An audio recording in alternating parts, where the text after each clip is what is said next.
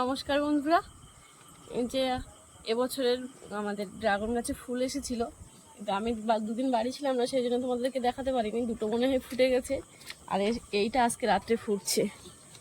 তাই এসেছি এই পরাগ মিলন করানোর জন্য।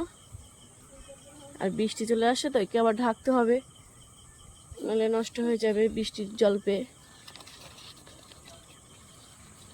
এই যে আমি প্রথমে পরাগটা ঝেড়ে নিই। হয়তো হাওয়া উঠেছে।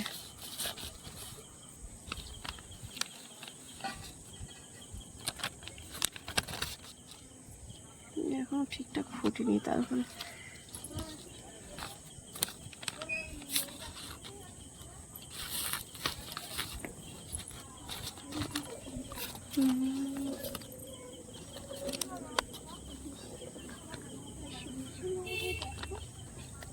অল্প হয়েছে।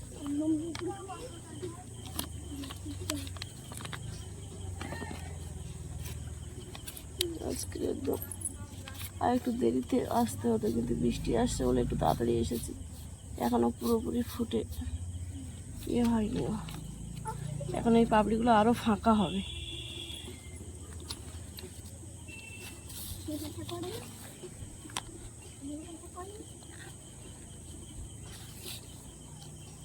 বাবা, কাঁটা ঢুকে যাচ্ছে।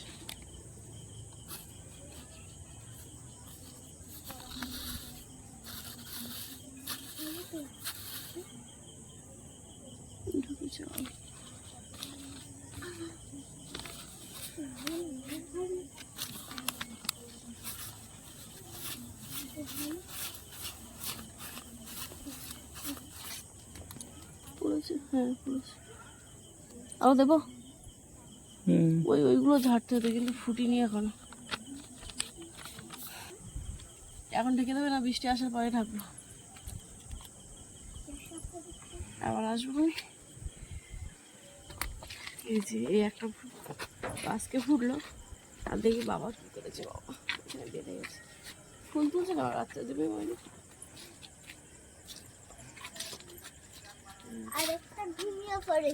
ঘুমিয়ে পড়েছে মানে কালকে ফুটেছিল।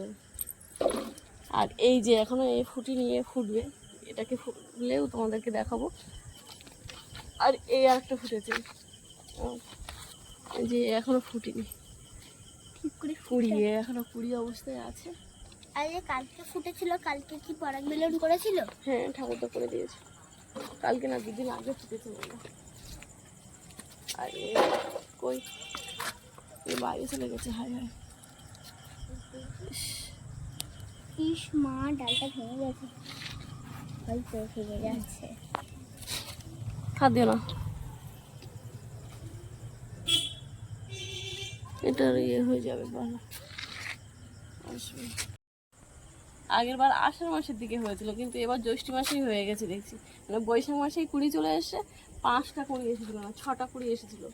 দুটো ওই লাল লাল হয়ে যায় যে কুড়িগুলো, সেগুলো আর থাকে না, ফল হয় না, অনেক ফুলই হয় না। আর যেগুলো এরকম সবুজ থাকে, ওই দেখালাম ওই ছোটো কুড়ি আছে একটা, ওইরকম সবুজ থাকলে সেটা বড় হয়, হয়ে এরকম ফুল হয়। আবার ড্রাগন হয়েছে, আমার ময়ূরী বলছে আবার ড্রাগন হয়েছে। ওই ডাল থেকেই কেটে লাগিয়েছি, কত বড় হয়ে গেছে। যদি এরা একটু ধরার কিছু পায় না, তাহলে অনেক লম্বা হয়েছে। আর ওগুলোকে তো বাবা কাটিং করে করে বেটে করে রেখেছে। এটা কত ছাদের গায়ে পৌঁছে গেছে। যদি এটা সোজা থাকতো, সোজা হয়ে যেত বেঁধে বেঁধে, ছাদের গায়ে পৌঁছে যেত। এটাকে আবার সরিয়ে ওইদিকে নিয়ে যেতে হবে, নাহলে এর গায়ে আবার উঠে যাবে, ফল আসবে না।